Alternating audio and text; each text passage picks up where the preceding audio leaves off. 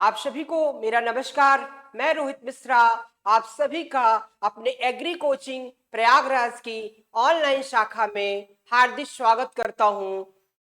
तो आज मैं आप सभी के सामने जो है वो एक नई श्रृंखला के साथ जो है वो उपस्थित हुआ हूं। उसके पहले मैं एक छोटी सी इंफॉर्मेशन आपको देना चाहता हूं कि हमारी एग्री कोचिंग प्रयागराज की इस शाखा में नए बैचेस जो है वो स्टार्ट हो चुके हैं, जो कि 17 मार्च 2025 से जो है वो संचालित हैं और उसमें बहुत ही लिमिटेड सीटें बची हुई है। तो आप जो है वो बिना देरी किए अपनी सीट को रिजर्व करा सकते हैं। तो हमारी इस प्रयागराज की शाखा में कई सारे बैचेस जैसे यूपीटीए कोऑर्डिनेटर, इफ्को और एमपीआरईओ के आरएचओ के बैच जो है वो स्टार्ट हैं।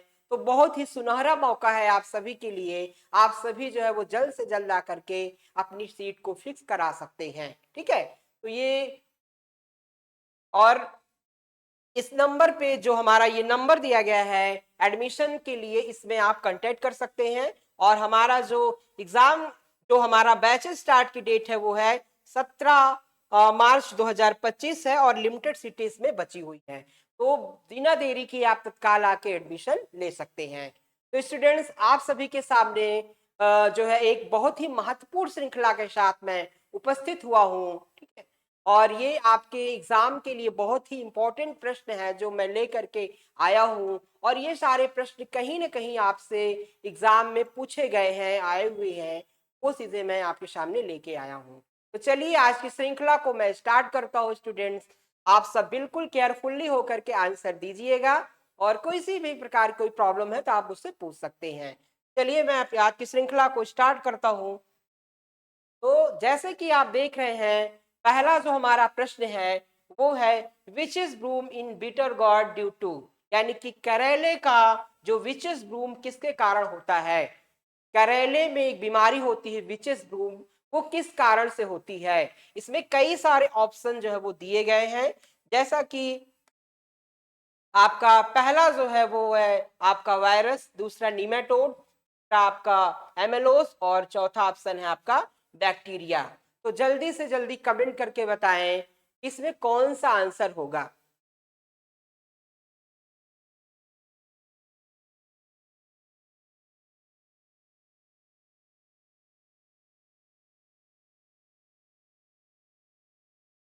चलिए बहुत अच्छा, काफी लोग जो है वो आंसर सही दे रहे हैं, काफी लोग गलत भी दे रहे हैं। चलिए मैं बताता हूं इसका आंसर।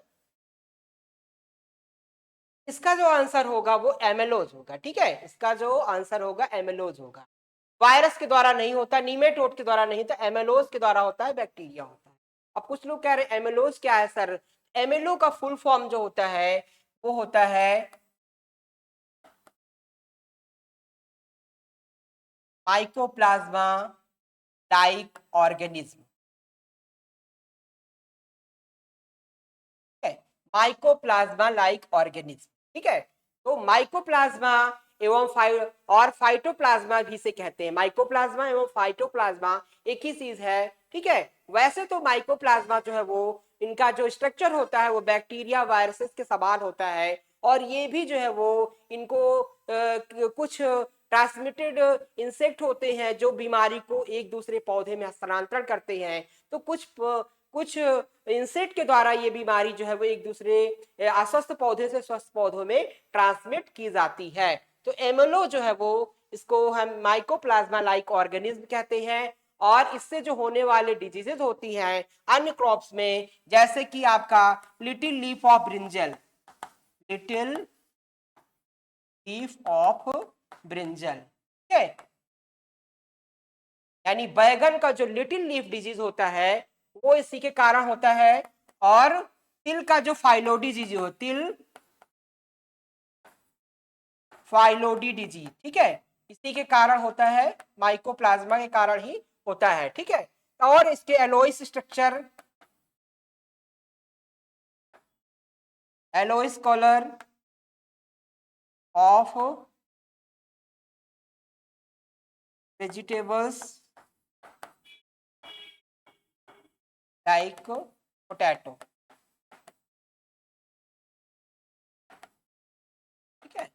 जो जो है वो इसका येलो कलर का स्ट्रक्चर हो जाता है। तो इससे कई प्रकार के जो है वो रोग देखे जाते हैं। मुस्कुलिटी लॉफ ऑफ ब्रिंजल, पाइलोडी डिजीज, एलोइस डिजीज होता है वेजिटेबल्स में। तो इसके कारण कई सारे जो है वो डिजीजेस होते हैं। अब बात की जाए वायरस से होने वाले रोगों की बात की जाए, ठीक है। तो वायरस के द्वारा जैसे आपके जो है वो टीएलसी का नाम सुने होंगे, क्या होता है टीएलसी, ठीक है, टोमेटो लीफ कर्ल, ठीक है। निमेटोड्स के द्वारा कौन सी बीमारी होती है, ear cockle, ear cockle disease of beet, या फिर हम कह सकते हैं रूट नॉट, ठीक है, root knot disease of tomato, ठीक है।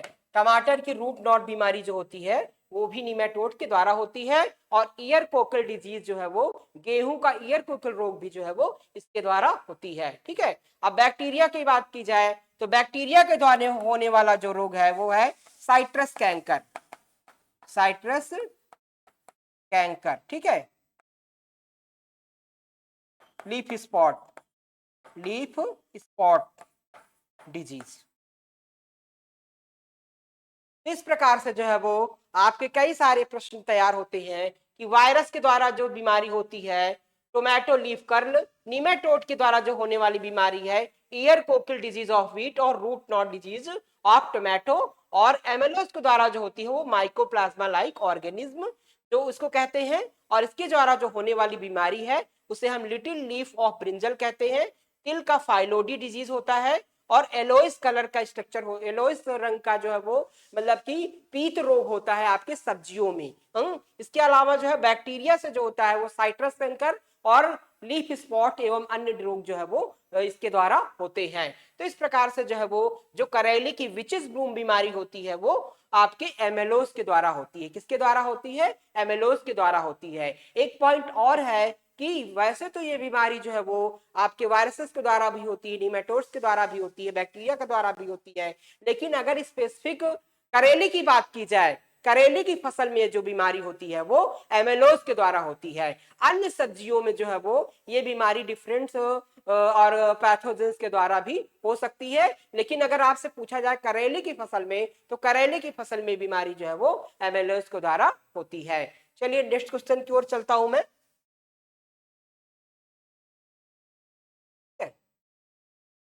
तो नेक्स्ट क्वेश्चन जो हमारा है कि in which breed annular horns are found, ठीक है, in which breed annular horns is found, यानी कुंडलाकार सिंह कौन सी नस्ल में होते हैं। तो इसमें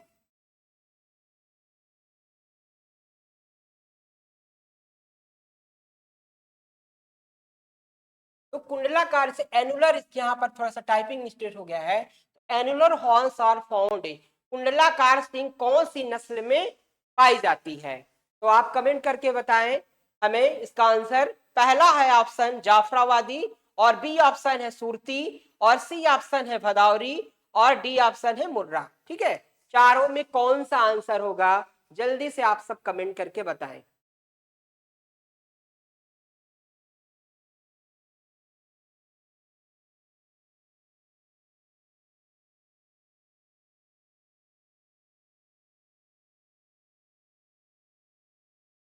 काफी लोग आंसर सही भी दे रहे हैं, काफी लोग गलत भी दे रहे हैं। चलिए बहुत अच्छी बात है जो लोग सही दे रहे हैं। और जिन लोगों को जानकारी नहीं है उनको मैं बताता हूँ।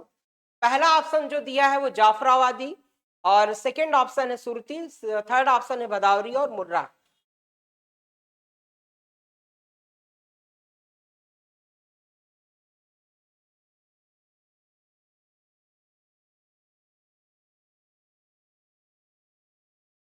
तो सबसे पहला ऑप्शन है जाफराबादी, ठीक है। तो कुंडलाकार जीन्स जो पाई जाती हैं वो किसमें पाई जाती हैं, जाफराबादी में पाई जाती है। जाफराबादी में आपके एनुलर शेप के जो है वो एनुलर शेप के जो हॉर्न्स होते हैं, सींग होती है, वो पाई जाती है। जाफराबादी जो ब्रीड होती है वो एक भारी नस्ल होती है, और इसे मिनी एलिफेंट के नाम से जानते हैं। किस नाम से जानते हैं, मिनी एलिफेंट के नाम से जानते हैं, मिनी एलिफेंट, फैंस, ठीक है, इसे मिली एंडेड फैंस भी कहते हैं। और जो बी है सुरती, सुरती में किस प्रकार की सींग पाई जाती है? सुरती एक प्रकार की स्मॉलेस्ट ब्रीड होती है और जो इसमें हॉर्न्स होती हैं वो सिकल सैप में होती हैं। किस सैप में होती है? सिकल सैप में, सिकल सैप हॉर्न्स, ठीक है। तो सिकल सेप में हॉर्न्स किसमें पाए जाते हैं? सुरती में पाए जाते हैं। सिकल सेप का मतलब हो गया दराती के समान संरचना, ठीक है। दराती जो है, जो हम लोग जो है फसलों को काटने के लिए हैंड कटिंग के लिए प्रयोग किया जाता है या फिर चारा वाली फसलों को काटने के लिए प्रयोग करते हैं। तो दराती की समान संरचना किसमें पाई जाती है? सुरती में पाई जाती है। और भदावरी का स्पेसिफिक कैरेक्टर क्या होगा? आप लोग कमेंट करके बताएं कि भदावरी नस्ल का कुछ स्पेसिफिक लक्षण है, कुछ मुख्य लक्षण है, मुख्य विशेषता है, वो क्या है? जो भदावरी नस्ल है उसकी मुख्य विशेषता ये है कि इसका जो रंग होता है वो तांबे के समान होता है, ठीक है। इसका जो कलर होता है वो कॉपर कलर होता है, ठीक है। इसका रंग जो होता है वो कॉपर कलर का होता है और इसमें जो है वो सबसे ज्यादा फैट परसेंटेज पाया जाता है। कितना परसेंट पाया जाता है? फैट परसेंटेज 12 से 14% पाया जाता है, ठीक है। 12 से 14% फैट परसेंटेज पाया जाता है। अगर एग्जैक्ट की बात कर रहे हैं तो 13%, ठीक है। तो 12 से 14% तक इसमें फैट जो परसेंटेज पाया जाता है। और उसके बाद मुर्रा की बात की जाए तो मुर्रा जो नस्ल है उसमें जो सींग पाई जाती है वो जलेबी के आकार की, ठीक है, जलेबी शेप में पाई जाती है, ठीक है। जलेबी सभी लोग खाए होंगे। तो जलेबी की समान संरचना किसमें पाई जाती है? मुर्रा ब्रीड में पाई जाती है, ठीक है। और एक कमेंट करके बताएं कि आपका अगर आपसे पूछ लिया जाए कि तलवार के समान सींग किसमें पाई जाती है? तलवार के समान सींग किसमें पाई जाती है, ठीक है। अगर आपसे पूछ ली जाएगी कि तलवार के समान सींग किसमें पाई जाती है तो आप क्या ऑप्शन देंगे?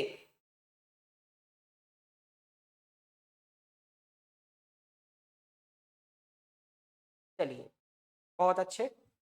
तो तलवार के समान जो संरचना पाई जाती है वो नागपुरी में पाई जाती है। किसमें पाई जाती है? नागपुरी ब्रीड में, ठीक है। जो भैंस की नागपुरी ब्रीड होती है उसमें किस प्रकार की संरचना होती है? तलवार के समान संरचना पाई जाती है। और ये ब्रीड कहाँ का इसका ऑरिजिन प्लेस है? महाराष्ट्र की, ठीक है। ये इसका नेटिव प्लेस या फिर ऑरिजिन प्लेस की बात करें तो वो महाराष्ट्र की ब्रीड है नागपुरी। नागपुरी में किस प्रकार की सींग पाई जाती है? तलवार के समान सींग पाई जाती है, ठीक है। तो ये मल्टीपल क्वेश्चन है, इसको बिल्कुल आप अच्छे से याद करेंगे कि जाफराबादी जो ब्रीड्स होती है उसमें एनुलर शेप में सींग पाई जाती है, जिसे हम मेनी एलिफेंट्स भी कहते हैं।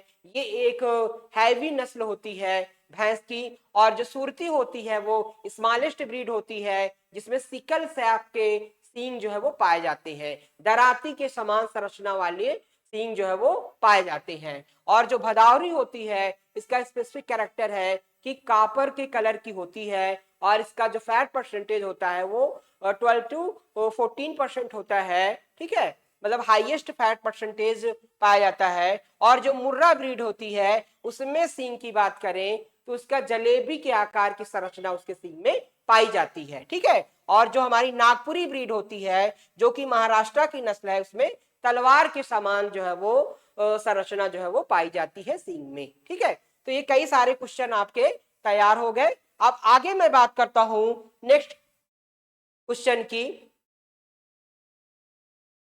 सुगर केन इज, ठीक है, सुगर केन क्या है? गन्ना जो है वो आपका एसडीपी है कि एलडीपी है कि एमडीपी है कि डीएनपी है, ठीक है। एसडीपी बोले तो शॉर्ट डे प्लांट, ठीक है। एसडीपी बोले तो शॉर्ट डे प्लांट,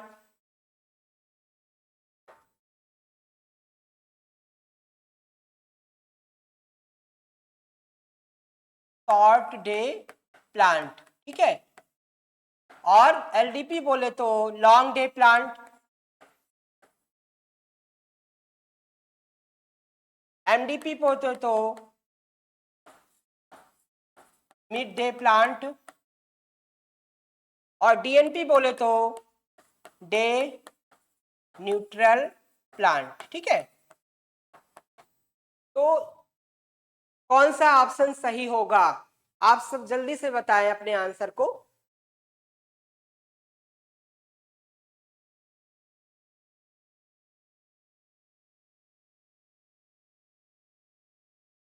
बहुत सारे स्टूडेंट हमारे एसडीपी बता रहे हैं, ठीक है, क्योंकि उन्होंने एसडीपी पढ़ा है, एसडीपी पढ़ा है, ठीक है।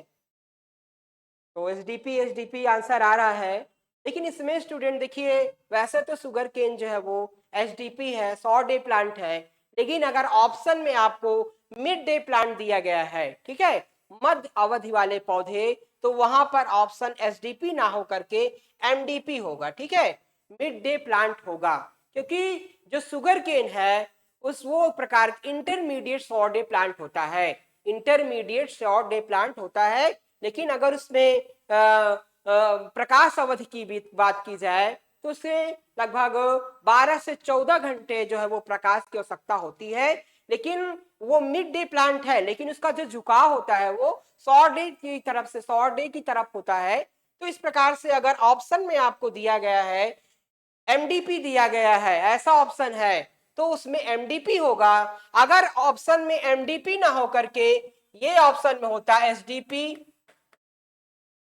एलडीपी, ए आपका होता है एसडीपी, बी आपका होता है एलडीपी और सी आपका होता है एमडीपी, सॉरी, सी आपका होता है एच डीएनपी और डी आपका होता है नॉन ऑफ दीज, ठीक है, नॉन ऑफ दीज। तो अगर स्टूडेंट्स इस तरह के आपके प्रश्न एग्जाम में पूछे जाएं कि sugar cane is SDP LDP DNP और नॉन ऑफ दीज, तो उस कंडीशन में हमेशा आपको किस में टिक करना है? एसडीपी में करना है। Sugar cane is a 100 day plant. लेकिन अगर ऑप्शन में आपके दिया गया है एमडीपी, एसडीपी, एलडीपी और एमडीपी दिया गया है, मिड डे प्लांट, तो उस कंडीशन में आपको जो है वो एसडीपी ना टिक करके मिड डे प्लांट में टिक करना है, ठीक है, क्योंकि जो हमारा शुगर केन है वो इंटरमीडिएट 100 डे प्लांट है, इंटरमीडिएट 100 डे प्लांट है। इसके फ्लावरिंग के लिए 12 से 14 घंटे प्रकाश की अवधि आवश्यक होती है। तो इस कंडीशन में हमारा ऑप्शन एमडीपी होगा, ठीक है, और इस कंडीशन में हमारा जो है वो ऑप्शन एसडीपी होगा, ठीक है। तो ये आया हुआ एग्जाम आपका आयोग में, यूपी के आयोग की परीक्षा में आया हुआ है, ठीक है, और पीजीटी का भी क्वेश्चन है। तो चलिए आगे बात करते हैं।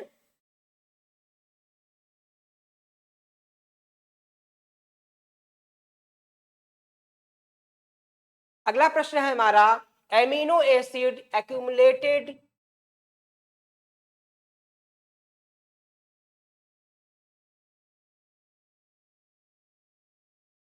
Amino acid accumulated in plant under moisture stress condition is. शुष्क क्षेत्रों में पौधों में कौन सा एमिनो अम्ल बनता है, ठीक है, शुष्क क्षेत्र के जो पौधे होते हैं, शुष्क की जो ड्राई कंडीशन के प्लांट होते हैं, शुष्क क्षेत्रों वाले पौधे होते हैं, उसमें कौन सा एमिनो अम्ल बनता है, कौन सा आवश्यक एमिनो अम्ल का निर्माण होता है? पहला ऑप्शन दिया गया है बीटेन, दूसरा ऑप्शन दिया है प्रोलिन, तीसरा ऑप्शन दिया है जिब्रेलिन और चौथा ऑप्शन दिया है सिस्टेनिन, ठीक है। तो जल्दी से आप अपना आंसर दें।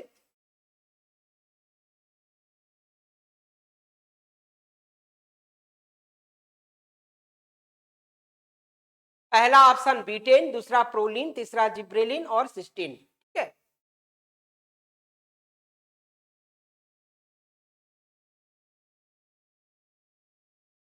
चलिए बहुत अच्छे, जो लोग अच्छा बता रहे हैं, सही बता रहे हैं, उनके लिए धन्यवाद। चलिए आगे बात करता हूं मैं कि ये जो है, जो शुष्क कंडीशन में जो एमिनो एसिड का निर्माण होता है, एमिनो अम्ल जो निर्माण होता है पौधों में, वो कौन सा अम्ल होता है? वो प्रोलिन होता है, ठीक है, वो कौन सा अम्ल होता है? प्रोलिन होता है। अब इसके साथ एक बात करें कि शुष्क जो शुष्क कंडीशन में कौन से हार्मोन्स का निर्माण होता है पौधों में, ठीक है। अगर शुष्क, ये तो हो गया एमिनो एसिड, एमिनो अम्ल का निर्माण होता है। अगर आपसे पूछ लिया जाए एग्जाम में कि शुष्क जो ड्राई क्षेत्र के पौधे हैं, शुष्क क्षेत्रीय पौधे हैं, उसमें शुष्क की दशा में कौन से हार्मोन्स का निर्माण होता है, तो आप क्या देंगे आंसर? तो शुष्क कंडीशन में आपका एबीए का निर्माण होता है, ठीक है, एबीए हार्मोन्स का, एब्सिसिक एसिड, ठीक है।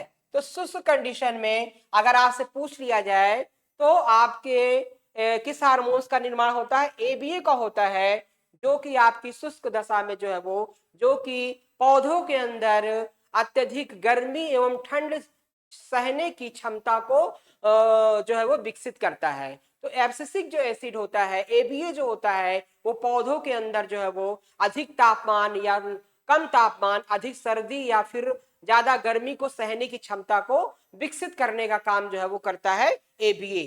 तो आपसे पूछ लिया जाए कि विपरीत, इसे क्या कहा जाता है? विपरीत कंडीशन का हार्मोन्स भी कहा जाता है। इसे क्या कहा जाता है? विपरीत दशा का हार्मोन्स भी कहते हैं। वो क्या है? एबीए, ठीक है। तो अगर आपसे पूछा जाए एमिनो एसिड, शुष्क दशा में पौधों में कौन सा एमिनो एसिड बनता है, तो वो बनता है प्रोलिन। अगर आपसे पूछा जाए कौन सा जो है वो एसिड, कौन सा हार्मोन्स बनता है, तो वो आपका जो है वो एबीए होता है, ठीक है, एब्सिसिक एसिड बनता है, ठीक है। और जिब्रेलिन्स का काम क्या होता है? जिब्रेलिन्स का काम होता है पौधों में जो है वो फ्लावरिंग फ्रूटिंग को बढ़ाना, ठीक है, पौधों की वेजिटेटिव ग्रोथ, फ्लावरिंग फ्रूटिंग को इंक्रीज करना, ठीक है, increase of plant, increase of flowering and fruiting,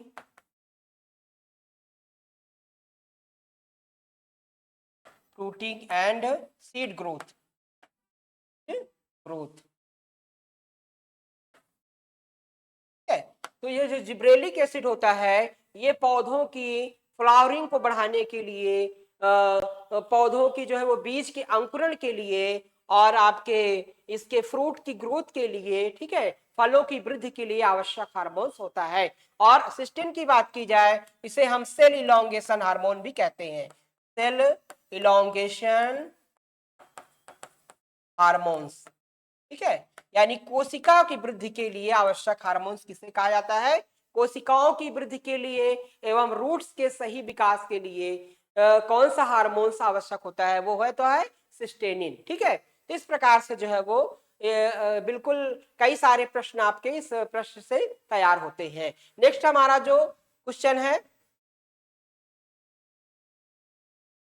वो है आपका एले क्रॉपिंग, ठीक है। एले क्रॉपिंग जो है वो इज नोन एज, ठीक है, एले क्रॉपिंग यानी गली फसल के रूप में भी जाना जाता है। ऐसी कौन सी क्रॉप है जिसे गली फसल के रूप में भी जाना जाता है? जल्दी से आंसर दें।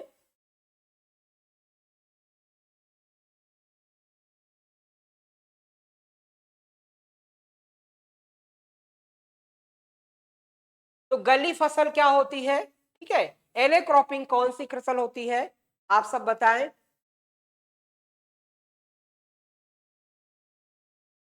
पहला ऑप्शन जो दिया गया है वो हुआ है आपका, यहां पर एच होना चाहिए, एच, ठीक है, एच यानी हेड ग्रो इंटरक्रॉपिंग।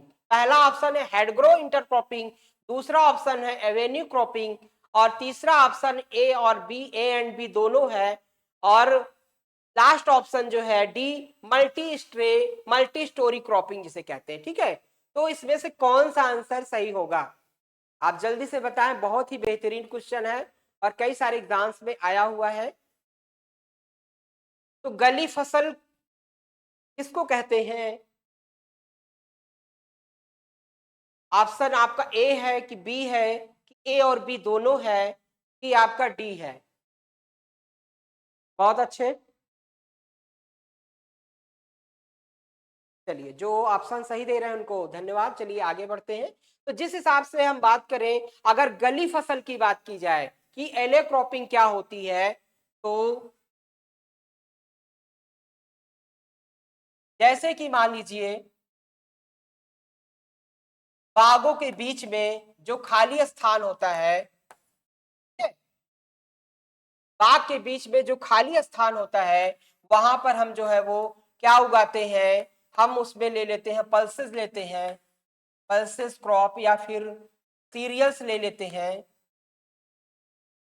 ठीक है। तो जो बाग के बीच में खाली स्थान पड़ा होता है, ठीक है, या फिर कोई झाड़ी नुमा फसल है, उसके बीच में जो खाली स्थान है, वहां पर हम क्या लेते हैं, पल्सेस ले लेते हैं, या सीरियल्स ले लेते हैं, या फिर ऑयल सीड क्रॉप्स को ले लेते हैं। तो इस प्रकार की जो फसल ले लेते हैं बीच में, उसे हम क्या कहते हैं, एले क्रॉपिंग के नाम से जानते हैं। यानी बागों के बीच में या बड़ी फसल झाड़ियों के बीच में जो खाली स्थान होता है, वहां पर हम फसल को जो उगाते हैं, ठीक है, दलहन तिलहन एवं अनाज वाली फसलों को उगाना ही गली फसल या एले क्रॉपिंग के नाम से जानते हैं। ठीक है, तो अब इसमें जो है वो, जैसे कि आप बात की जाए कि तो इस प्रकार की फसल को हम क्या कहते हैं, एले क्रॉपिंग कहते हैं। और एवेन्यू क्रॉपिंग क्या होता है, यानी कि हेडग्रो जो इंटरक्रॉपिंग है, वो एले क्रॉपिंग का ही एक एले क्रॉपिंग को ही हेडग्रो क्रो इंटरक्रॉपिंग भी कहा जाता है। एवेन्यू क्रॉपिंग जो होता है वो, एवेन्यू क्रॉपिंग मतलब कि रोड के किनारे जो पौधे हम लगाते हैं, ठीक है, रोड के किनारे गलियों के किनारे जो हम पौधे लगाते हैं, उसे हम एवेन्यू प्लांट्स के नाम से जानते हैं। और इसीलिए ये आपका किससे संबंधित है, आपका एले क्रॉपिंग से ही संबंधित है। ठीक है, कि सेम वही प्रोसीजर होता है जो कि एले क्रॉपिंग में लेते हैं। तो यहां पर जो ऑप्शन सही होगा वो होगा ए और बी दोनों सही होगा। ठीक है, ए और बी दोनों सही होगा, यानी हेडग्रो जो क्रॉपिंग है वो भी आपकी एले क्रॉपिंग है, और जो आपका एवेन्यू क्रॉपिंग है वो भी आपका एले क्रॉपिंग से रिलेटेड है। तो इसमें ऑप्शन जो सही होगा, ए और बी दोनों सही होगा। अब बात की जाए मल्टी स्टोरी क्रॉपिंग की, तो मल्टी स्टोरी क्रॉपिंग को हिंदी में कहते हैं बहुमंजिली खेती। ठीक है, बहुमंजिली खेती कहते हैं। अब बहुमंजिली खेती किस प्रकार से होती है, जैसे मैं आपको बताना चाहूं, जैसे कि मान लीजिए जैसे कि हमारे जो है वो केरला साइड में होता है,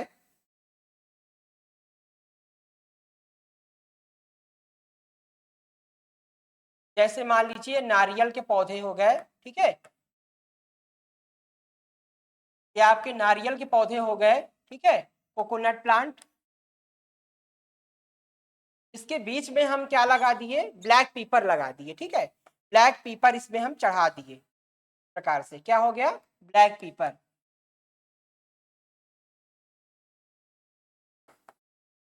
ब्लैक पीपर बोले तो काली मिर्च। ठीक है, और इसके बीच में जो है वो सेमी शेडिंग प्लांट को ले लिए। ठीक है, अर्ध छायावादी पौधे, ठीक है, क्या लगा दिए, अर्ध छायावादी पौधे, बीच बीच में हम जो है वो अर्ध छायावादी पौधे ग्रो कर लिए।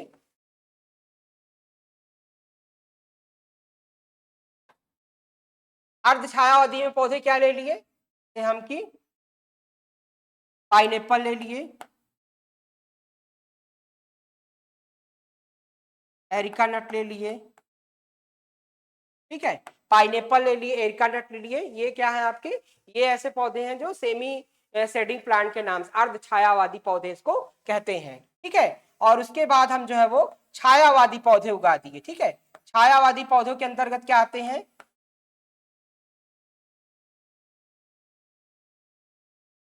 छायावादी पौधे में आप सबका जिंजर आ गया, जिंजर ले लिए, टर्मरिक ले लिए। ठीक है, और इसके बाद जो है वो जो निचली सतह है वहां पर हम क्या उगा दिए,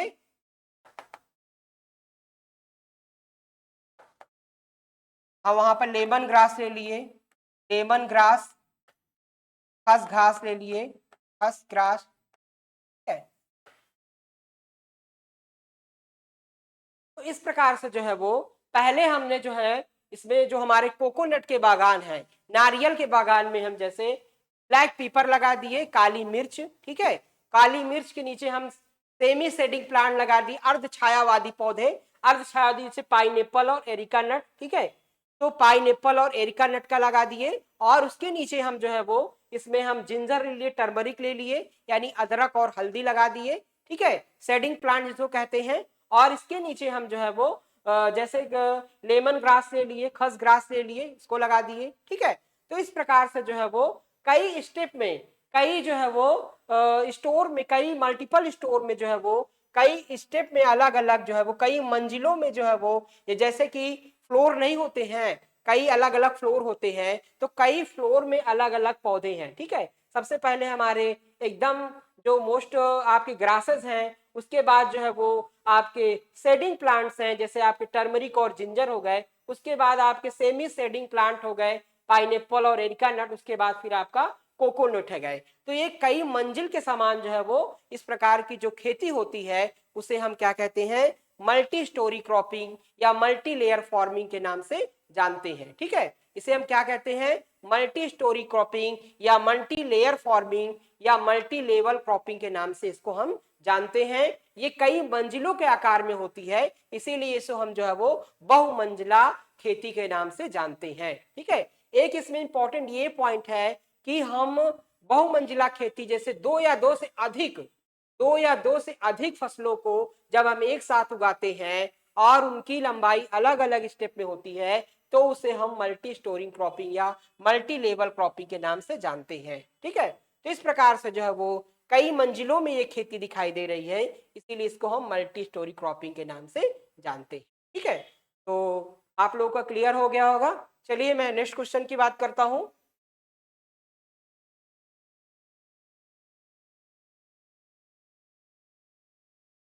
तो सबसे पहले फिर बीच में मैं जानकारी देना चाहता हूं कि हमारी एग्री कोचिंग प्रयागराज के जो है वो नया बैच स्टार्ट हो चुका है, और नए बैच के विषय में ज्यादा से ज्यादा इंफॉर्मेशन के लिए आप सभी इस नंबर पे कांटेक्ट कर सकते हैं। हमारा नेक्स्ट क्वेश्चन है, आईपीएम कीट के नियंत्रण में कीटों की संख्या,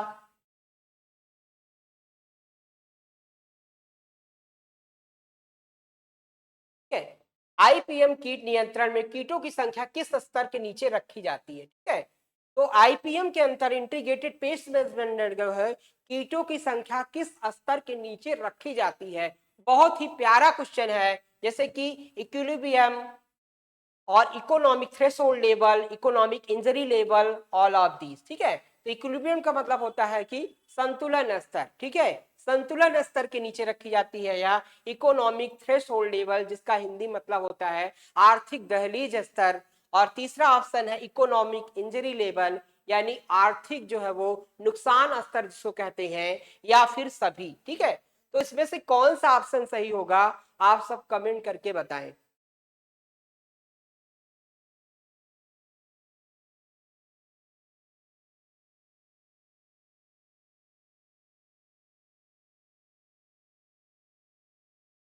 चलिए बहुत अच्छे, काफी लोग सही आंसर दे रहे हैं। तो इसमें जो ऑप्शन है सबसे जो इक्वल, सबसे पहले हम जानेंगे कि आईपीएम इंटीग्रेटेड पेस्ट मैनेजमेंट क्या है। आईपीएम जो है वो कीटों को नियंत्रण करने की एक ऐसी तकनीकी है जिसमें हम सभी विधियों का समावेशन करते हैं। जैसे कि मान लीजिए कि आपका फिजिकल कंट्रोल हो गया, मैकेनिकल कंट्रोल हो गया, बायोलॉजिकल कंट्रोल हो गया, केमिकल कंट्रोल हो गया, ठीक है। कीटों को नियंत्रण करने की जितनी भी विधियां हैं उन सभी को एक साथ समन्वित रूप से सभी को इंटीग्रेटेड फॉर्म में हम अपना करके जब कीटों को नियंत्रित करते हैं तो उसे हम आईपीएम कहते हैं, ठीक है। तो इसमें जो है इक्विलिब्रियम जो है वो है संतुलन लेवल, ठीक है। ऐसी संख्या जो होती है जो कीटों को एक संतुलन में रखती है, ठीक है। जैसे कि मैं आपको थोड़ा सा ग्राफ बना के समझाना चाहूंगा। जैसे इस प्रकार से देखा जाए,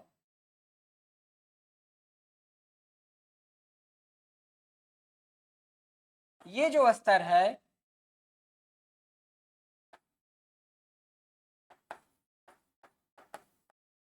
ये स्तर इक्विलिब्रियम है, ठीक है। ये इसका जो स्तर है वो है ईटीएल,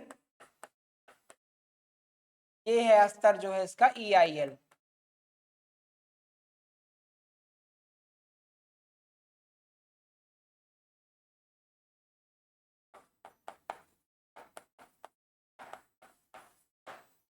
तो कीटों के नियंत्रण करने के लिए तीन चीजें आवश्यक होती हैं। पहला जो होता है वो प्रिवेंशन, दूसरा कंट्रोल, और तीसरा इरेडिकेशन यानी उन्मूलन। प्रिवेंशन का मतलब होता है बचाव करना।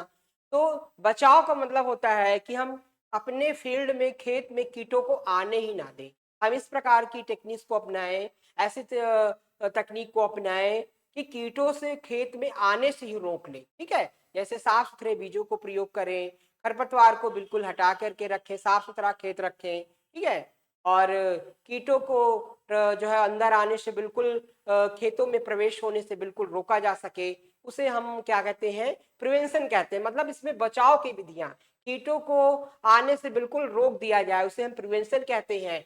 दूसरा हमारा कंट्रोल आता है कि हम कीटों की संख्या को नियंत्रित करके रखें, आर्थिक स्तर से पहुंचने से उनको हम नियंत्रित करके रखें। ठीक है, और इरेडिकेशन का मतलब होता है, उन्मूलन का मतलब होता है कि बिल्कुल हम रासायनों का प्रयोग करके हम बिल्कुल खत्म कर दें कीटों को। ठीक है, केमिकल्स का यूज करके हम खत्म कर दें। इरेडिकेशन की जो विधियां होती हैं वो खर्चीली होती हैं। ठीक है, तो इस प्रकार से जो है वो 3 विधियों से नियंत्रित किया जाता है। और ये हमारा जो ग्राफ है उसके माध्यम से मैं आपको समझाना चाहूंगा कि जैसे कीटों की संख्या जो है वो बढ़ती है और इस स्तर पे आती है। ठीक है, ये जो स्तर होता है, ये जो स्तर होता है, ठीक है, ये जो स्तर होता है इक्विलिब्रियम जिसको बोलते हैं, एक संतुलन स्तर इसको बोलते हैं। इसके अंतर्गत क्या होता है, ये चीजें जो इसकी पॉपुलेशन है वो एक संतुलित रहती है। मतलब कीट तो दिखाई देता है, कीट क्रॉप में दिखाई नहीं देता है, मतलब कि अगर फसल के अंदर रहता भी है कीट तो वो दिखाई नहीं देता है और उससे कोई ज्यादा नुकसान वो नहीं करता है। मतलब कि अगर उसको हम नियंत्रित करेंगे तो हमारा खर्च ज्यादा आ जाएगा। तो संतुलन स्तर जो होता है वो कोई जो है वो नुकसान नहीं पहुंचाता है। कीट कुछ संख्या में खेत में रहते हैं लेकिन उनका जो है वो कोई जो है वो हमें क्षति नहीं पहुंचाते हैं या कोई आर्थिक नुकसान उससे ज्यादा नहीं है। अगर उसको हम नियंत्रित करते हैं तो उससे ज्यादा हमारा क्या होगा, खर्च हो जाएगा। तो इस कंडीशन में हमें कोई नहीं इसके नियंत्रण की जरूरत नहीं होती है। दूसरा जो स्तर है इकोनॉमिक थ्रेशोल्ड लेवल। ठीक है, इकोनॉमिक जो थ्रेशोल्ड लेवल है, इसके बाद जो कीटों की पॉपुलेशन बढ़ती है तो वो जाती है ईटीएल तक। ठीक है, कहाँ तक जाती है, ईटीएल तक जाती है ये। ठीक है, ईटीएल तक जो ईटीएल तक ना पहुंचे, ठीक है, ईटीएल तक पहुंचने से ही हमको रोकना है। ठीक है, तो कीटों की संख्या किस पे नियंत्रण करने की आवश्यक होती है, ईटीएल जो होता है, ETL is the lowest population density of EIL. ठीक है, ईआईएल का इकोनॉमिक इंजरी लेवल का जो लोएस्ट पॉपुलेशन होता है उसे हम ईटीएल बोलते हैं। ठीक है, आर्थिक दहलीज स्तर, आर्थिक दहलीज स्तर तक जो है वो कीटों से पहुंचने को रोकना है। मतलब आर्थिक नुकसान को पहुंचने से पहले हमको उसकी संख्या को नियंत्रित करना है। तो ईटीएल जो है वो कंट्रोल का लेवल होता है। इस लेवल में हमको ध्यान देना होता है कि पेस्ट पॉपुलेशन की प्रैक्टिसेस क्या है, कौन कौन किस विधियों से कीटों को नियंत्रित किया जाए जिससे हम उनको आसानी से नियंत्रित कर सकते हैं। तो ईटीएल में कीटों को हमेशा जो है वो कीट नियंत्रण में कीटों की संख्या किस स्तर पर नीचे रखी जाती है, तो आपसे पूछा जाए तो ईटीएल स्तर पे नीचे रखी जाती है। ठीक है, इकोनॉमिक थ्रेशोल्ड लेवल पे नियंत्रण करने की आवश्यक होती है। ठीक है, और उसके बाद की जाए कि ईटीएल के नीचे हमेशा संख्या को रखा जाता है। ठीक है,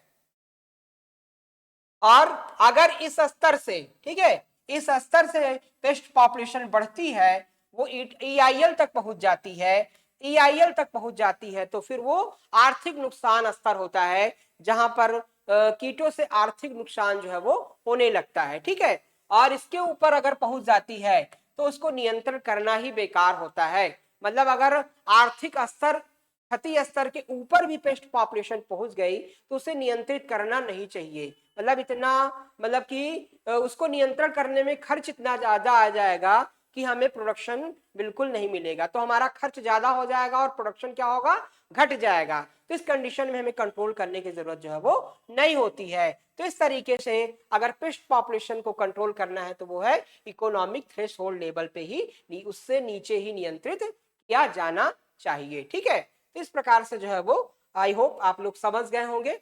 हमारा नेक्स्ट क्वेश्चन है, coffee rust is epidemic in south India. ठीक है, कॉफी रस्ट रोग,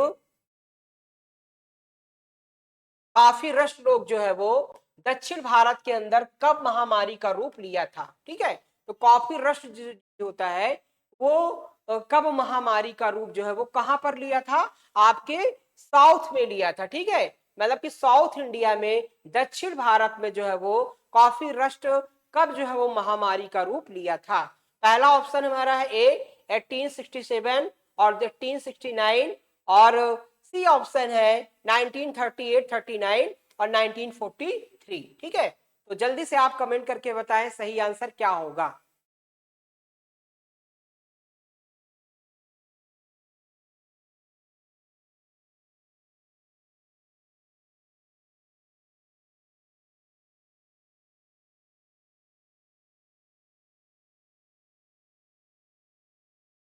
चलिए, बहुत अच्छे।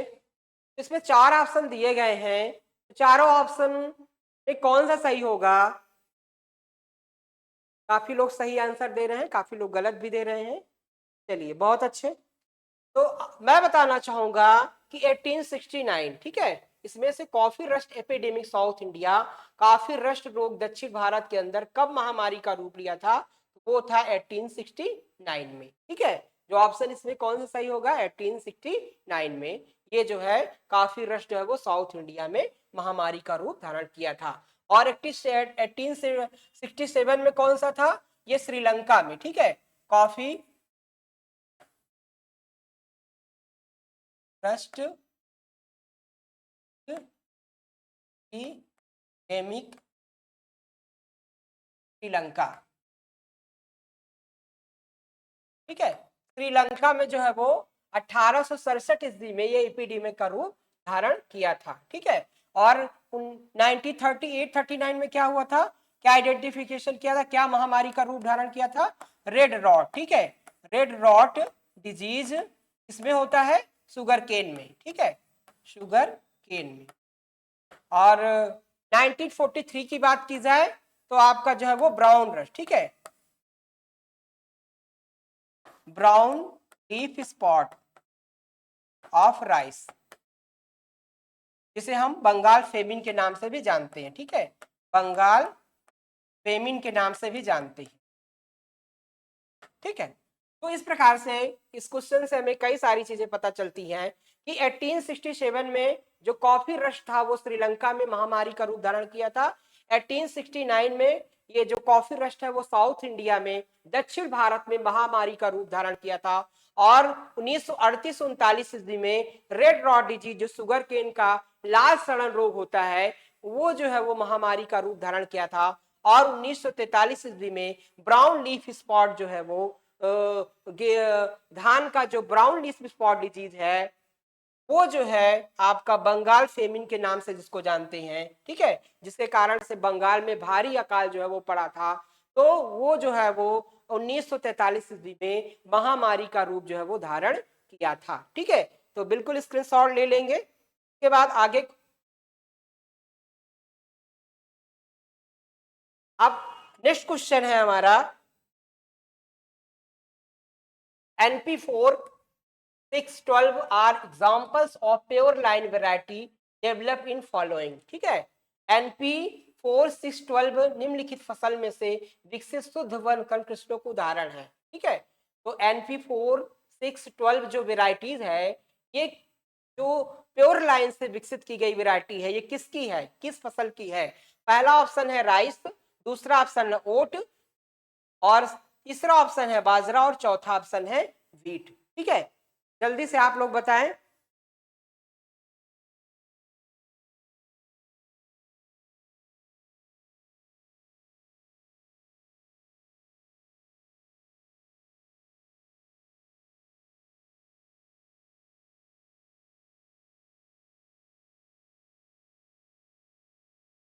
चलिए, बहुत अच्छे, तो सही आंसर दे रहे हैं। तो पहला ऑप्शन हमारा राइस है, दूसरा ओट है, और सी ऑप्शन है बाजरा और व्हीट, ठीक है। तो इसमें सही जो ऑप्शन होगा कि जो शुद्ध वंश क्रम से विकसित जो ये प्रजाति दी गई है वो है आपकी गेहूं की, यानी व्हीट की, ठीक है। किसके द्वारा विकसित की गई है, शुद्ध वंश क्रम की जो वैरायटी दी गई है वो किसकी है, वो आपकी गेहूं की है, ठीक है, ठीक है। तो ये क्या है, आपकी गेहूं की वैरायटी है। अगर राइस की बात की जाए तो राइस में पोर लाइन से, ठीक है, राइस की क्रॉप में प्योर लाइन यानी शुद्ध वंश क्रम से विकसित जो प्रजाति है उसका क्या नाम है।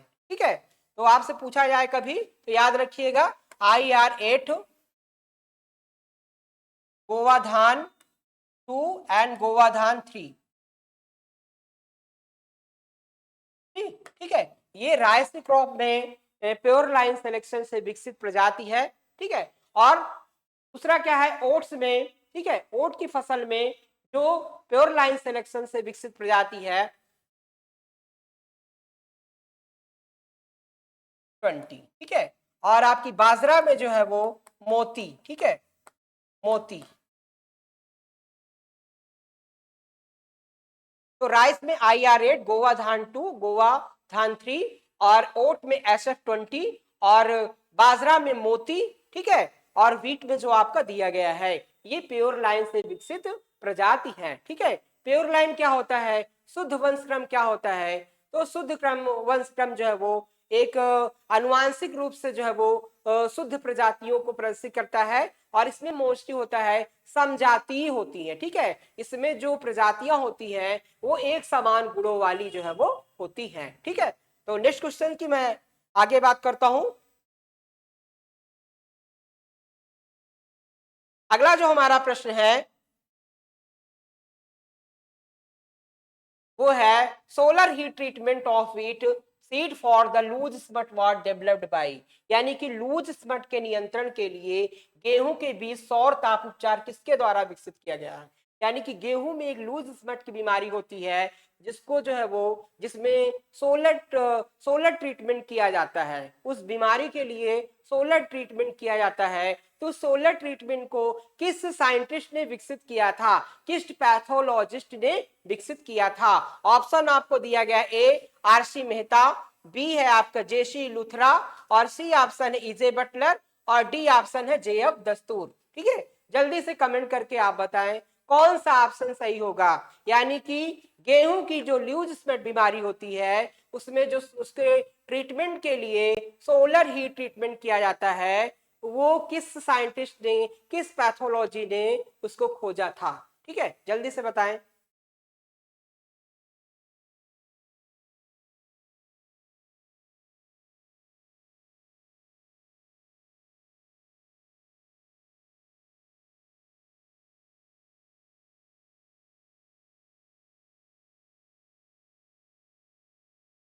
चलिए, बहुत अच्छा, काफी लोग सही आंसर दे रहे हैं, बड़ा मुझे प्रसन्नता महसूस हो रही है। तो इसमें जो है वो जो इसका सही ऑप्शन होगा वो होगा JC लूथरा। ठीक है, JC Luthra is the correct option.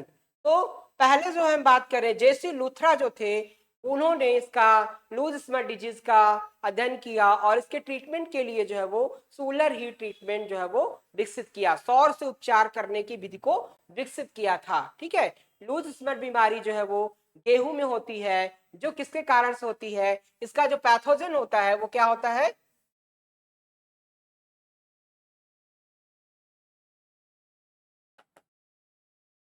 एस्टिलैगोट्रिटिसाई। एस्टिलैगोट्रिटिसाई इसका पैथोजन होता है, और ये किस प्रकार की बीमारी होती है, कवक जनित बीमारी होती है। ठीक है, ये किसके द्वारा विकसित होती है, फंजाई के द्वारा जो है वो विकसित एक जो है वो रोग होता है जिसमें दाने जो है वो स्पॉट्स मतलब कि दाने बिखरे हुए होते हैं, और दानों से पाउडर उसको दानों को छोड़ करने पे दानों को जो है जब आप तोड़ करके देखेंगे उससे पाउडर भरे स्पोर जो है वो फंगस के स्पोर जो है वो निकलते हैं। ठीक है, अब इसके बाद बात की जाए RC मेहता को। RC मेहता को किस नाम से जानते हैं, RC मेहता को कहा जाता है फादर ऑफ रस्ट। ठीक है, father father of rust disease. ठीक है, तो जो आपके RC मेहता थे इन्होंने रस्ट डिजीज का स्टडी किया था और कई सारे जो है वो रिसर्च किए थे उसमें, इसीलिए इनको फादर ऑफ रस्ट डिजीज के नाम से भी जानते हैं। जे उसके बाद EJ बटलर जो थे, EJ बटलर को जो है वो फादर ऑफ प्लांट पैथोलॉजी भी कहते हैं। क्या कहते हैं, फादर ऑफ प्लांट पैथोलॉजी और माइकोलॉजी एंड माइकोलॉजी। ठीक है, इन्हें फादर ऑफ प्लांट पैथोलॉजी और माइकोलॉजी कहते हैं। जो दस्तूर थे इन्होंने फंजाई का डीप स्टडी किया था। ठीक है, इन्होंने स्टडी ऑफ फंजाई, ठीक है, तो इन्होंने फंजाई का जो है वो डीप स्टडी किया था। सबसे पहले इन्होंने फंजाई के विषय में डीप स्टडी किया था, जिनका नाम है जेएफ दस्तूर। ठीक है, और तो हमारे कई सारे क्वेश्चन जो है क्लियर होते हैं। आरसी मेहता को किस नाम से जानते हैं? फादर ऑफ रस्ट के नाम से जानते हैं। जेसी लुथरा जो है वो आपको पता ही है कि इन्होंने लूज स्मट की सोलर हीट ट्रीटमेंट को विकसित किया था। और ईजे बटलर जो थे वो फादर ऑफ प्लांट पैथोलॉजी थे, जिन्हें फादर ऑफ माइकोलॉजी भी कहते हैं। और इनकी बुक का नाम है इनकी एक बुक है, उसका नाम है इंट्रोडक्शन टू फंजाई। ठीक है, इंट्रोडक्शन टू फंजाई।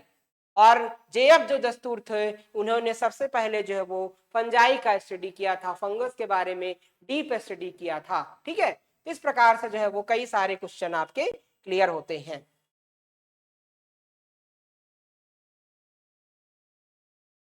अब नेक्स्ट क्वेश्चन हमारा है national digital live stock mission NDLM was started. ठीक है, नेशनल डिजिटल लाइवलीहुड मिशन, ठीक है, यहाँ पर एल है।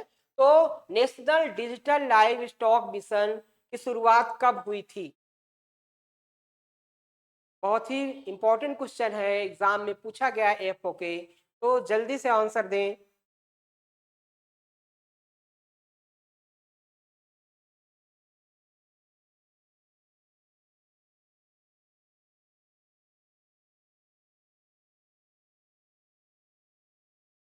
चलिए, बहुत कम आंसर आ रहे हैं इसके, और जो आ रहे हैं वो गलत आ रहे हैं, कोई बात नहीं। तो NDLM जो है वो राष्ट्रीय डिजिटल पशुधन मिशन जो है कब शुरू किया गया था? पहला ऑप्शन है 8 सितंबर 2020, दूसरा ऑप्शन है 7 अक्टूबर 2021, और सी ऑप्शन है 5 मई 2019, और डी ऑप्शन है 7 नवंबर 2021। ठीक है, तो चार ऑप्शन आपके सामने दिए गए हैं। तो जो NDLM है, नेशनल डिजिटल मिशन है, उसकी जो शुरुआत हुई थी वो 7 अक्टूबर 2021 के द्वारा जो है वो शुरुआत की गई थी। केंद्र सरकार के द्वारा संचालित ये एक प्रकार की महत्वपूर्ण योजना है, जिसका मुख्य उद्देश्य है sustainable development of live stock. इसका मुख्य ऑब्जेक्ट क्या है? इसका मुख्य ऑब्जेक्ट है sustainable development of live stock, मतलब पशुधन का जो है वो एक संधारणीय विकास करना। ठीक है, पशुधन का एक संधारणीय विकास करना, पशुओं के अंदर जो है वो नई नई तकनीक को विकसित करना, पशुओं के पशुपालन में उपयोग होने वाली तमाम प्रकार की जो विधियां हैं, सामग्री, उसको डिजिटलाइज करना। ठीक है, और कई सारे इक्विपमेंट का सही प्रयोग करना। तो इन सब यानी मोस्टली जो है वो इसका मुख्य उद्देश्य है पशुधन को विकसित करना, पशुधन का संधारणीय विकास करना, और नई नई तकनीक को पशुधन में शामिल करना इस योजना का मुख्य उद्देश्य है। ये केंद्र सरकार के द्वारा चलाई गई एक मिशन है, जिसकी शुरुआत 7 अक्टूबर 2021 को की गई थी। ठीक है, तो बिल्कुल याद रखेंगे आप। हमारा जो नेक्स्ट क्वेश्चन है,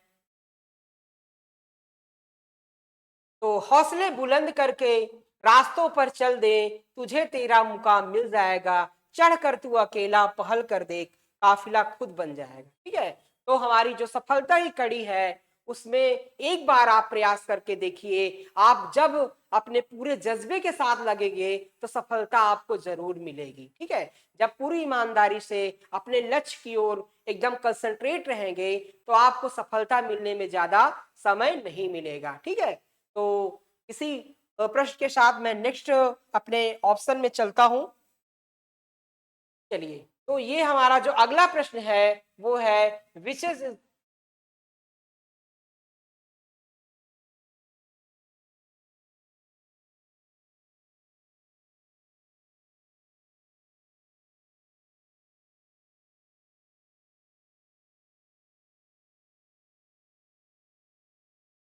तो विच इज रॉन्ग स्टेटमेंट। ठीक है, निम्नलिखित में से कौन सा गलत कथन है? ऑप्शन आप बताइए। पहला ऑप्शन है कीबोर्ड 1956 1954 में स्टेब्लिश हुआ था। काफी बोर्ड की स्थापना 1944 ईस्वी में, रबर बोर्ड की स्थापना 1947 में, स्पाइस बोर्ड की स्थापना 1967 ईस्वी में। तो इसमें आपको रॉन्ग स्टेटमेंट, आपको जो रॉन्ग है वो आपको जो है वो बताना है। तो आप जल्दी से कमेंट करके बताएं।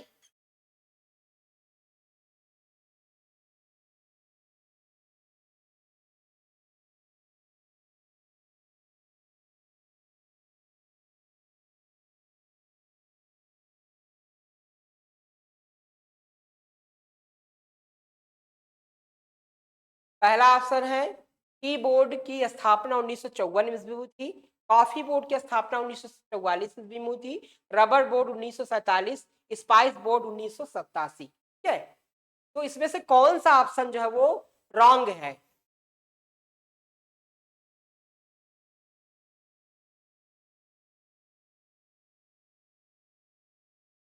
चलिए, बहुत अच्छा, काफी लोग जो है वो सही आंसर दे रहे हैं।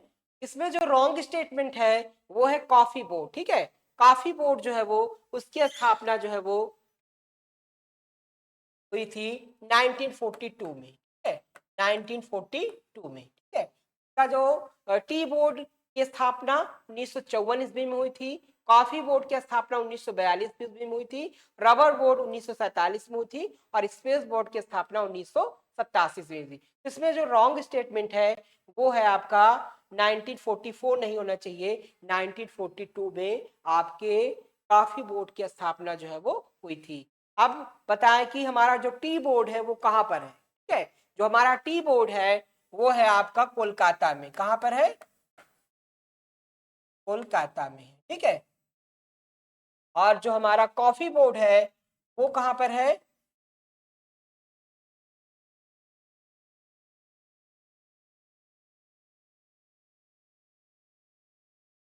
कर्नाटका में है। और जो हमारा रबर बोर्ड है वो आपका केरला में है। और जो हमारा स्पाइस बोर्ड है वो भी आपके केरला में है। ठीक है, केरला में कोची में है। ठीक है, कहाँ पर है? कोची।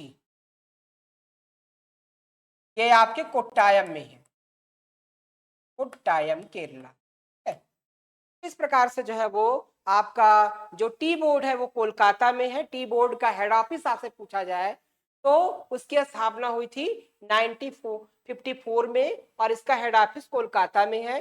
काफी बोर्ड जो है वो आपके कर्नाटका में है, इसकी स्थापना 1942 में हुई थी। रबर बोर्ड जो है आपके केरला में है, कोट्टायम में, इसकी स्थापना 1947 में हुई थी। स्पाइसेस बोर्ड की स्थापना हुई थी 1987 में, जो कि आपकी कोची केरला में स्टेब्लिश है। ठीक है, इसके अलावा जो है वो एक है आपका टोबैको बोर्ड। ठीक है, टोबैको बोर्ड, टोबैको बोर्ड जल्दी से कमेंट करके बताएं इसकी स्थापना कब हुई थी? इसकी स्थापना हुई थी 1976 में। इसका जो हेड ऑफिस है वो है आंध्र प्रदेश में। ठीक है, आंध्र प्रदेश में। ये जितने भी आपके क्रॉप्स हैं, टी, कॉफी, रबर, स्पाइसेस और टोबैको, ये सब किसके अंतर्गत आती हैं? ये आपकी कॉमर्शियल क्रॉप में आती है। किसमें आती है? कॉमर्शियल क्रॉप्स में आती है। ठीक है, ये कॉमर्शियल क्रॉप्स के अंतर्गत आती है। और जितने भी हमारी जो कॉमर्शियल क्रॉप्स हैं वो हमारा किसमें आती है? मिनिस्ट्री ऑफ कॉमर्स के अंतर्गत आती है। ठीक है, जो हमारी कॉमर्शियल क्रॉप्स हैं, चाहे वो टी हो, कॉफी हो, रबर हो, ठीक है, टोबैको हो, ये सारी कॉमर्शियल क्रॉप जो है वो हमारी कॉमर्शियल डिपार्टमेंट के, भारतीय हमारा केंद्रीय जो है वो जो वाणिज्य विभाग है उसके अंतर्गत आती है। ठीक है, किसमें आती है? Ministry of, ministry of commerce के अंतर्गत आती है। ठीक है, तो ये कई सारे क्वेश्चन आपके इसमें क्लियर होते हैं।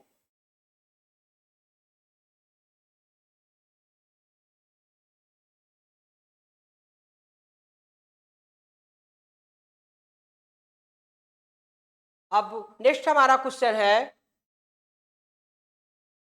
Central sericulture research institute establish on. ठीक है, केंद्रीय रेशम अनुसंधान केंद्र कहाँ पर स्थित है? तो पहला ऑप्शन है वेस्ट बंगाल, दूसरा है मैसूर, और तीसरा ऑप्शन है बिहार और उड़ीसा। तो जल्दी से कमेंट करके बताएं कहां पर ये स्थित है। वेस्ट बंगाल, मैसूर, बिहार, उड़ीसा। बहुत ही महत्वपूर्ण प्रश्न है, कई सारे एग्जाम्स में पूछा गया है कि हमारा जो सेंट्रल सेरिकल्चर रिसर्च इंस्टीट्यूट कहाँ पर स्थित है।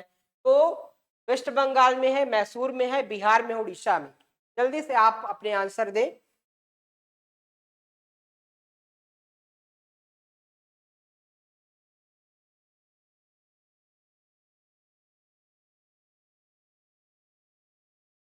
बहुत अच्छे, काफी लोग सही आंसर दे रहे हैं। चलिए, तो इसका जो सेंट्रल सेरिकल्चर रिसर्च इंस्टीट्यूट है वो आपके मैसूर में स्थित है। ठीक है, मैसूर में स्थित है। वो कहां पर स्थित है? मैसूर में स्थित है। ठीक है, अब बात की जाए कि सेंट्रल सिल्क जो सिल्क बोर्ड है वो कहां पर स्थित है। सेंट्रल सिल्क बोर्ड, अगर आपसे पूछ लिया जाए central silk board, central silk board कहां पर स्थित है? बेंगलुरु में। कहां पर स्थित है? बेंगलुरु में। ठीक है, बेंगलुरु में आपका सेंट्रल सिल्क बोर्ड कहां पर स्थित है? बेंगलुरु में स्थित है। इसकी स्थापना कब हुई थी? इसकी स्थापना हुई थी 1949 में। इसकी स्थापना बेंगलुरु में हुई थी। ठीक है, और सिल्क जो है वो सेरीकल्चर यानी सिल्क प्रोडक्शन किससे किया जाता है? तो सिल्क प्रोडक्शन को सेरीकल्चर कहते हैं। रेशम कीट पालन को रेशम सिल्क प्रोडक्शन को हम सेरीकल्चर कहा जाता है। ये सेरीकल्चर जो है वो आपके बॉम्बक्स मोराई, ठीक है, बॉम्बक्स मोराई जो स्पीसीज होती है कीट की, जिसको हम रेशम कीट कहते हैं, उससे जो है आपका वो बेस्ट क्वालिटी का रेशम उससे पैदा किया जाता है। कभी आपसे पूछा जाए कि सबसे बेस्ट क्वालिटी का रेशम किससे पैदा किया जाता है, किससे प्राप्त किया जाता है, वो है बॉम्बेक्स मोराई से सबसे बेस्ट क्वालिटी का रेशम प्राप्त किया जा सकता है। अगर आपसे पूछा जाए कि इरी सिल्क जो होता है, ठीक है, इरी सिल्क कहाँ पाया जाता है? तो इरी सिल्क आपके पाया जाता है आसाम में। ठीक है, आसाम में। और आपका मूंगा सिल्क कहाँ पाया जाता है? मूंगा सिल्क। ठीक है, मूंगा सिल्क कहाँ पाया जाता है? तो ये आपका झारखंड में पाया जाता है। मूंगा सिल्क कहाँ पाया जाता है? झारखंड में पाया जाता है। और टसर सिल्क कहाँ पाया जाता है? टसर सिल्क ये भी आपका आसाम में पाया जाता है। आसाम में इसे जीआई टैग दिया गया। क्या दिया गया है? जीआई टैग दिया गया है। ठीक है, तो इस प्रकार से आपका जो सेंट्रल सिल्क बोर्ड है वो बेंगलुरु में स्थित है, जिसकी स्थापना 1949 में हुई थी। आपका इरी सिल्क जो होता है वो आसाम में पाया जाता है। मूंगा सिल्क जो झारखंड में पाया जाता है। और टसर सिल्क आपका आसाम में पाया जाता है, जिसे हम जीआई टैग, आसाम का जीआई टैग जो है वो दिया गया है। ठीक है, और पूछा जाए आपसे कि best quality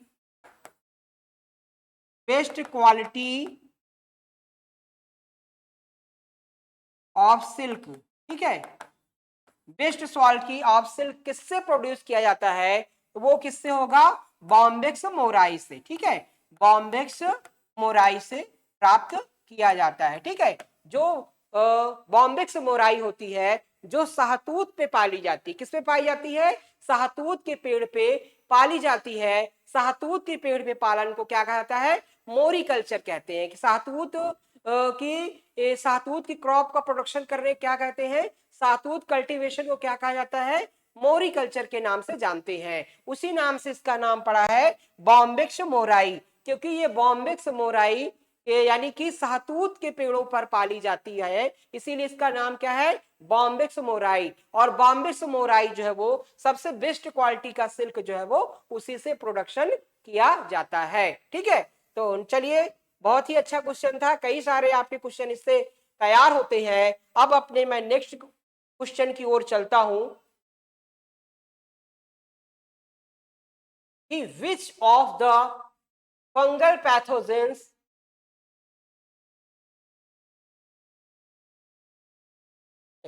which of the fungal pathogen is responsible for doing of a vegetable seedling। ठीक है,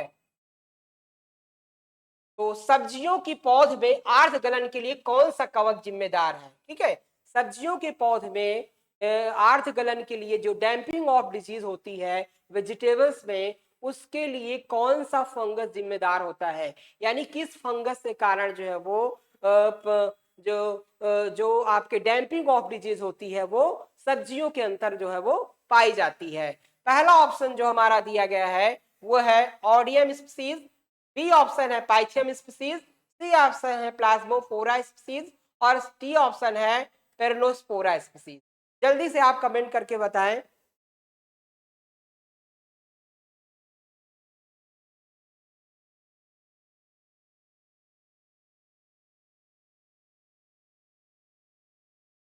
काफी लोग सही आंसर दे रहे हैं और काफी लोग जो है गलत आंसर भी दे रहे हैं।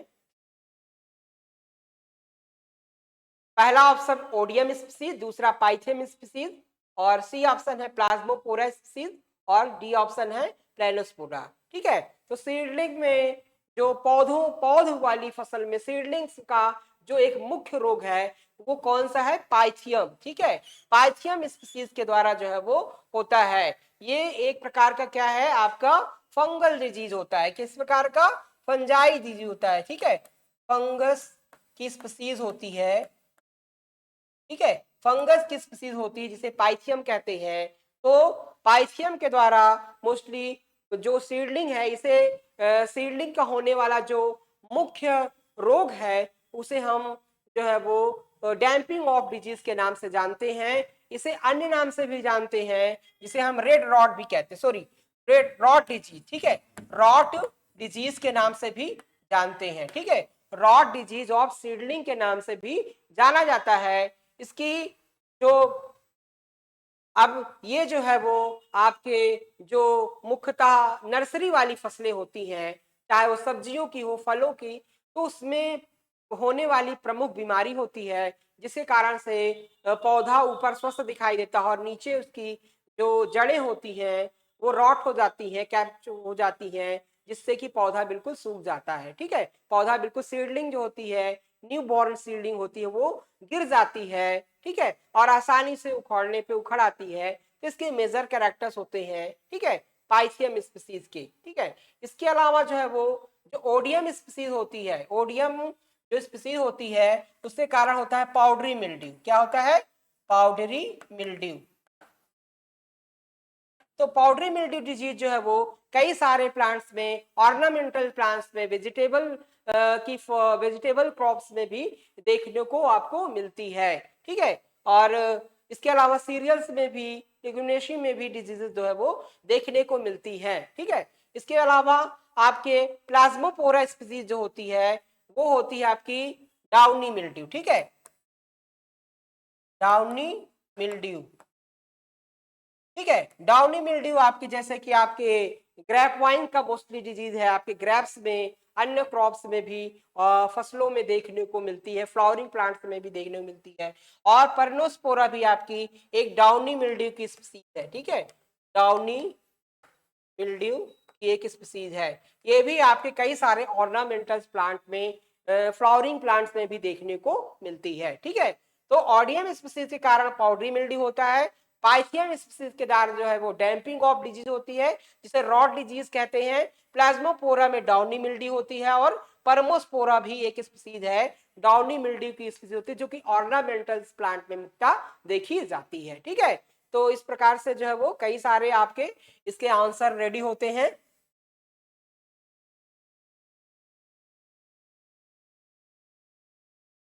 अब हमारा नेक्स्ट प्रश्न है वो है which oil is called as the poor man यहाँ पर होना चाहिए। ठीक है, पुअर मैन। ठीक है, गरीब का घी किसे कहा जाता है, पुअर मैन का घी किसे कहा जाता है। पहला ऑप्शन है आपका ग्राउंड नट और दूसरा ऑप्शन है आपका सनफ्लावर, तीसरा ऑप्शन है सिसमोम और चौथा ऑप्शन है लिंसीड। ये चार ऑप्शन आपके दिए गए हैं, जल्दी से आंसर करके बताएं।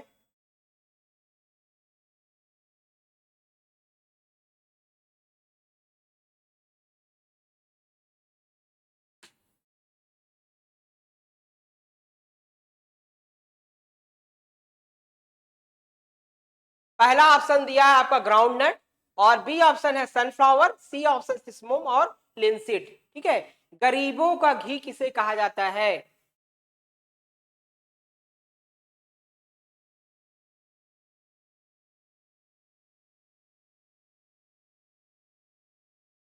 बहुत सारे आंसर, बहुत ही बढ़िया, बहुत बेहतरीन, बहुत सारे ऑप्शन जो है वो बिल्कुल राइट आ रहे हैं।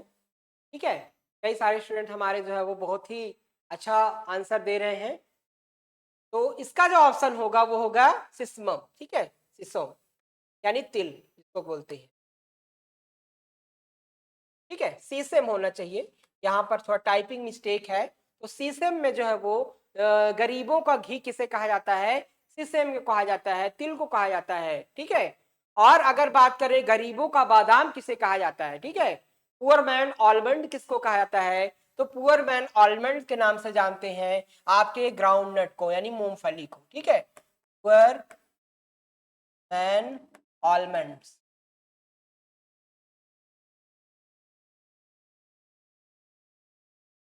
ठीक है, गरीबों का बादाम।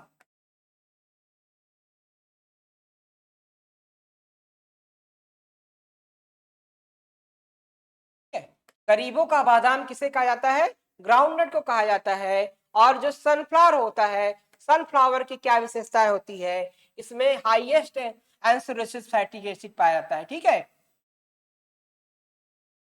हाईएस्ट अनसैचुरेटेड फैटी एसिड्स पाया जाता है, फैटी एसिड्स पाया जाता है। ठीक है, जिसकी 85%, 85%।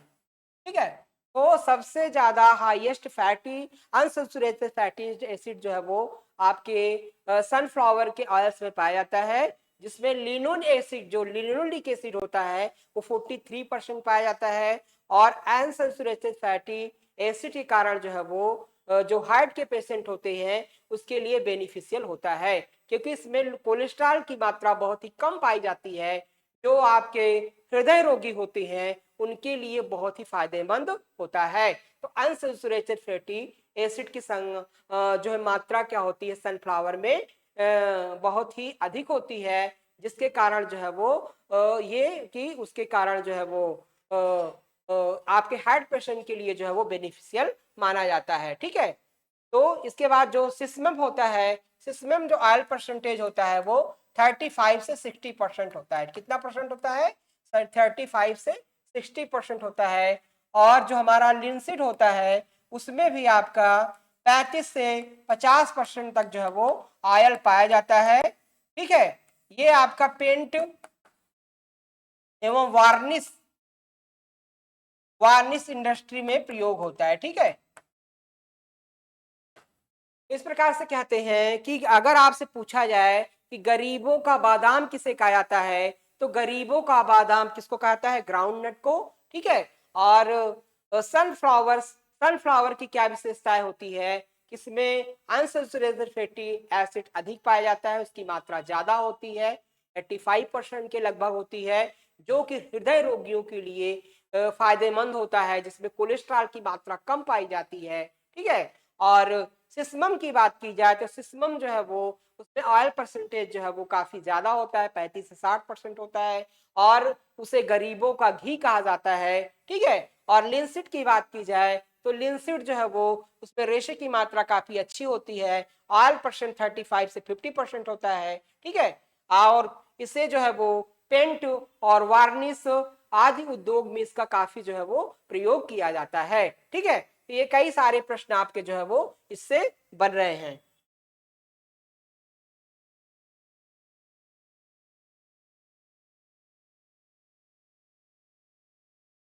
ये बहुत ही प्यारा प्रश्न है। Yellow vein mosaic YMU disease of lady finger is transmitted by insect. भिंडी का पीला सिरत मोजैक रोग किस कीट के द्वारा फैलता है? ठीक है, भिंडी में होने वाली एक बीमारी है पीला सिरा मोजैक, एलोवेन मोजैक डिजीज, किस कारण से होता है?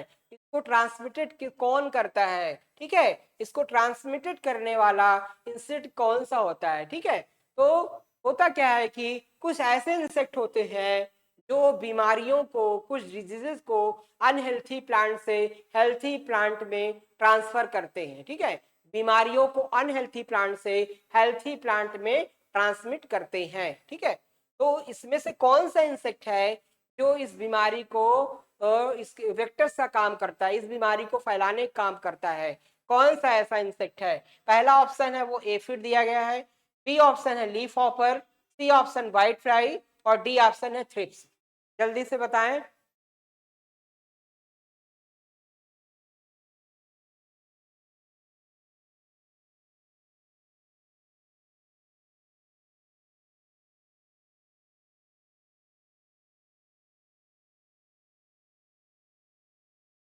बहुत अच्छा, काफी लोग जो है वो बहुत सही आंसर दे रहे हैं।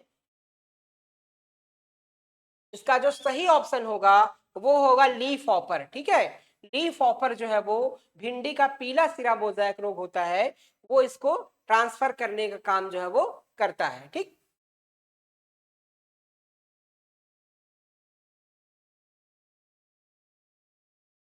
अब बात की जाए एफिड के द्वारा जो इसको ट्रांसफर किया जाता है वो होता है कुकम्बर मोज़ेक,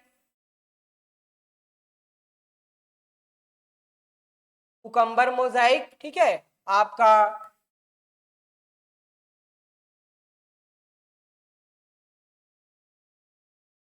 पोटैटो मोज़ेक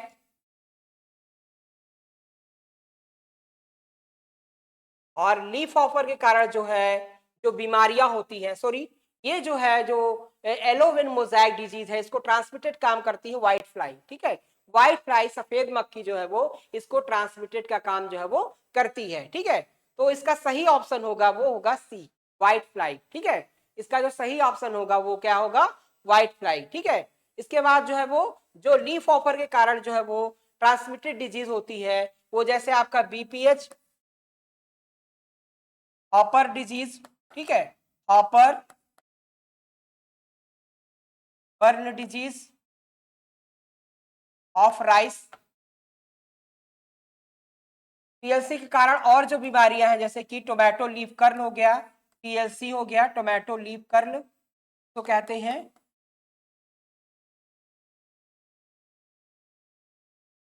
ठीक है, और थ्रिप्स के कारण भी जो है वो जैसे आपका चिली लीफ कर्ल की बीमारी हो गई, लीफ कर्ल। ठीक है, इस प्रकार से जो है वो कई सारी बीमारियों को इंसेक्ट जो है वो ट्रांसमिशन करते हैं।